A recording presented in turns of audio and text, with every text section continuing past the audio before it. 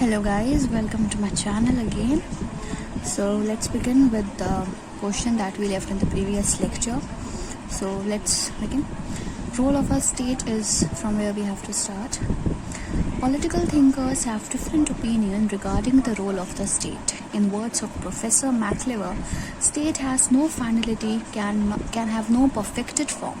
State is an instrument of social man.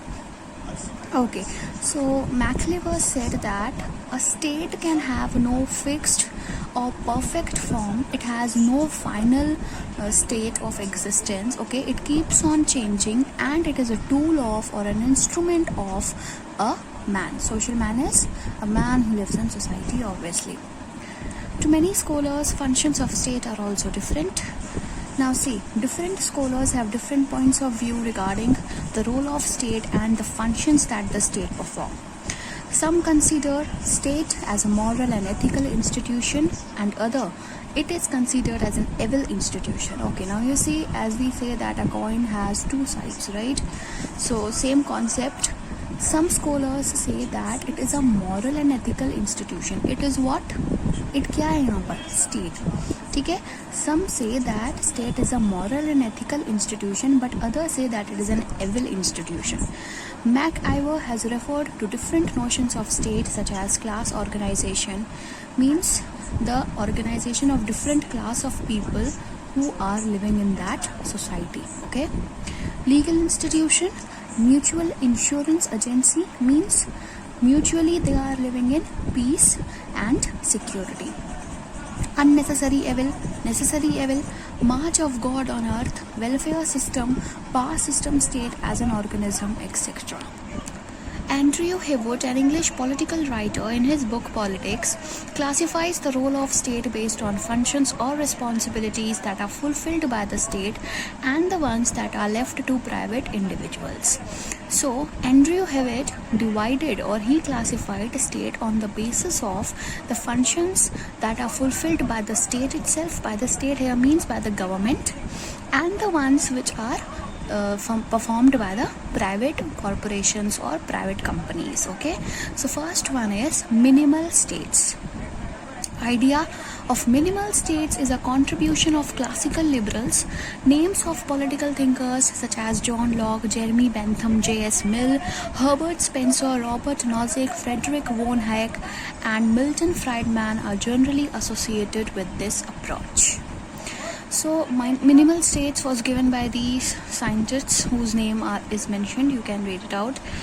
The idea is to ensure the widest possible individual liberty. So what was the main idea?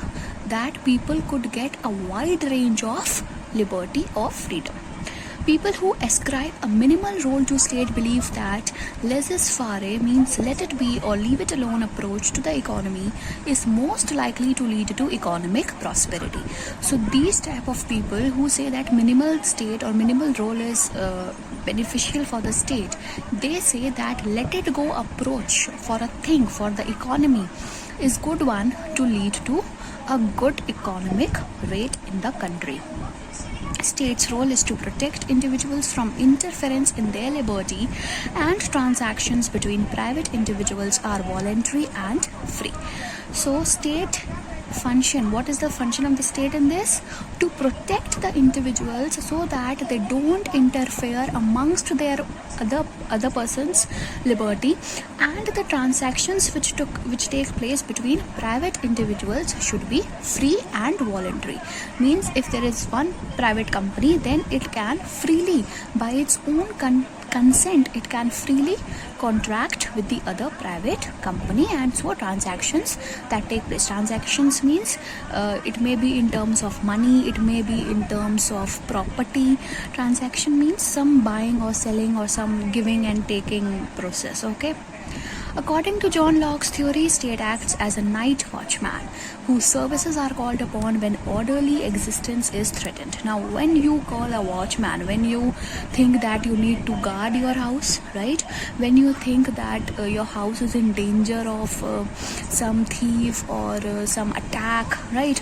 At that time, you call for a watchman and you give him the service to safeguard your house.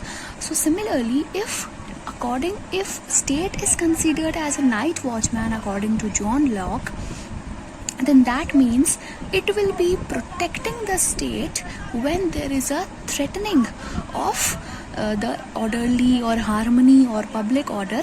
If it is threatened, if these are threatened, then state, that is the government, will act as a watchman.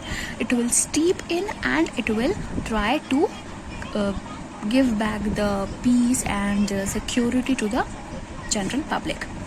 State must exercise the basic role of providing protection from external attacks, enforcing agreements, maintaining domestic order. Minimal states play a minimum role in interfering with social and economic life of the subjects. So what it is given that since it's a night watchman, so it will protect the common people, or it will protect the whole country from external attack. Means if any other country if any foreign country is attacking a particular nation, then it will be the responsibility of the state or of the government to protect the country as a whole and to protect its citizens as well. And it is also the responsibility of the state to enforce agreements, to enforce contracts which is between the people, and to maintain public order, like to maintain law and order in the nation, to maintain peace in the nation. Okay, and security is what? Protecting from external attack. Minimal states, see, name itself is just minimum, right? So minimum interference of the government into the social or economic life of its citizens. Next is developmental states. A developmental state is characterized by having strong state intervention as well, extensive regulation and planning. So strong state intervention means there is an extensive rule and regulation that are formed, and they also implement it strictly. Okay, developmental state describes state's essential role in harnessing national resources and directing incentives through a distinctive policy making process. First person to seriously conceptualize developmental state was Chalmers Johnson. Johnson defined the developmental state as a state that focused on economic development and takes necessary policy measures to accomplish that objective. So developmental state, as the word itself suggests, the state that whose main aim is to harness the national resources or the natural resources which are found in that country's premises, and to make policies or to make plans that those natural resources or national resources can be used in the most efficient and most advantageous manner which would be very useful for that particular nation. And a nation which works on or which make policies that there would be a strong economic development, and it works on that policy only to accomplish that objective of development. That is nothing but developmental states. Now third is social democratic states. These are the ideal type viewed by modern liberals and democratic socialists. So the ideal one is social democratic state. So there may be a question put up that what according to the political thinkers is the most ideal type of state. Then the answer to this question would be social democratic states is the most ideal. State functions on the principle of fairness, equality, equal distribution of wealth to achieve social, political and economic justice, equality and empowerment of its people. State is considered necessary to promote economic growth and social well-being of its people. So obviously, अगर ऐसा कुछ हो रहा है, then it would be considered the utopian goal or ideal one to get. So social democratic is when equal distribution is done among all the subjects of the country regarding what their caste, creed or religion is, and equal distribution of all the resources, equal distribution of justice and wealth is done, so that social, political and economic development can take place smoothly. Okay, so the state's main role over here is to promote economic development and to give equal distribution of wealth, resources to all its subjects, so that they can live in a better way, their living standards can be improved. Next one is collectivized states. They undertake the control of economic life by bringing common ownership of all economic resources under their own control for the welfare of all. So collectivized states means the government or the authority which is ruling that collects all the resources, all the natural resources that are available, and it takes all that under its own control, and then it distributes it as per the government wishes, and the main aim is that all people should be benefited. State makes laws to control private property of citizens. People's Republic of China is an example of this collectivized states policy. All the economic resources are under the control of the government, and then it makes rules or regulations, or it frames such policies that those economic resources can be used for the welfare of all of its subjects. State takes care of economic needs of its citizens, provides food, shelter, employment, and citizens must not act against the government policies. So as I told you, state only takes care of, or it takes all the economic resources under its control, and then it distributes those according to the policies that it frames, so that all the general public can benefit it. And so state only, it is the responsibility of the state that if all resources are under its control, then to provide those resources, to fulfill the economic needs of the people, to provide them jobs, food, shelter, all these things would also be the responsibility of the government. And the condition is that those citizens who are getting all these benefits, all these facilities directly from the government, they must not say anything, or they must not do any action or anything which would be against the government or its policies. Next is totalitarian states. Philosophers like Hegel and dictators such as Hitler and Mussolini held that state must have absolute power and individuals have no right against the state.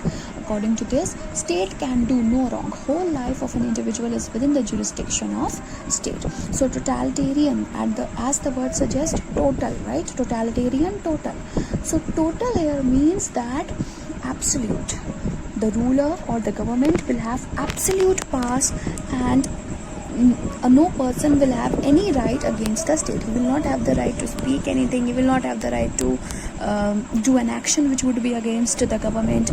So the ruler will have absolute powers, and it can do no wrong.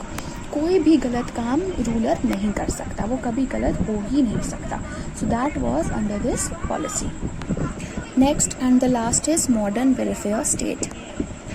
Irrespective of classification, functions of a modern welfare state include maintenance of law and order, establishment of justice, defense, public security and foreign relations, maintenance of public health, sanitation, water supply, transport, communication system, supply of power, electricity, essential commodities, control of banking, currency, inflation, preservation of forests, checking of trading and control of prices, measurements, etc.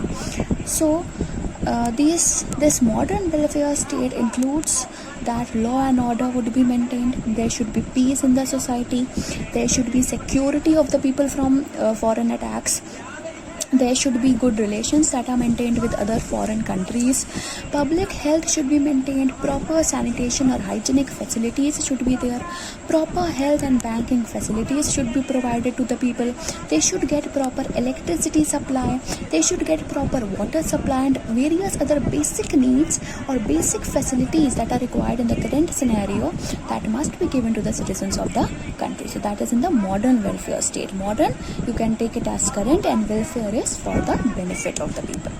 Other functions include removal of social exploitation, means there should be no discrimination among the people, establishment of social unity, people should live in a unity, in harmony, they should feel that they belong to a particular society or particular nation, there should be unity, there should be nationalism, provision of economic and other benefits to weaker sections. Now if there is a section which is economically or socially backward, or they are not able to arrange for all the benefits by themselves, then for the upliftment or for the upliftment, for the betterment of those weaker sections, there are some other welfare policies or some special policies, special rules that must be framed for those weaker sections so that they are benefited and they are brought at the par of the other sections of the society. Like it happens in India, reservations are done for the SC and ST communities because they are considered to be socially backward, and untouchability is abolished in our country as per Article 17, right? So all these things is done, so ours country follow a modern welfare state, right? Okay, social security to old age people, widows, orphans, disabled, protection of workers by regulating minimum wages. A minimum wage should be fixed so that laborers or workers should get that much amount of wage for sure, and other depending on the type of hard work or the type of difficult work that they are indulged in, so for that work they get extra payment, but that particular minimum wage that had been set up वो तो उन्हें मिलेगी ही मिलेगी.